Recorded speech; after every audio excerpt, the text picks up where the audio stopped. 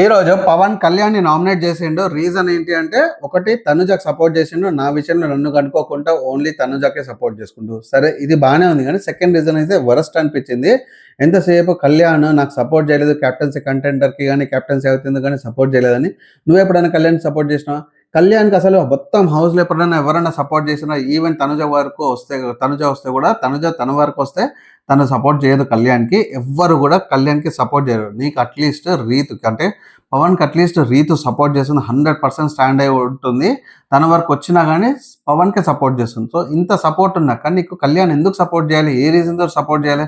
నువ్వు ఎప్పుడు సపోర్ట్ చేయలేదు, బట్ ఎంతసేపు కళ్యాణ్ ఎందుకు సపోర్ట్ చేస్తారు అబ్బా? ఇవన్నీ ఇండివిజువల్ గేమ్స్. బై డిఫాల్ట్ ఏమన్నా వస్తే అవి వస్తాయి, సపోర్ట్ వస్తుంది, అది గెలుచుకుంటూ వెళ్ళాలి. కానీ నేను 2 సార్లు కెప్టెన్ అయిపోయినా కానీ ఎందుకు సపోర్ట్ చేస్తారు? 100% రాంగ్ నామినేషన్ అనిపించింది. ఒక 50% రీజన్ బాగానే ఉంది, కానీ ఎప్పుడు కూడా వీళ్ళిద్దరే కొట్టుకుంటున్నట్టు నాకు అనిపించింది. మీకేం అనిపించిందో కమెంట్ చేయండి.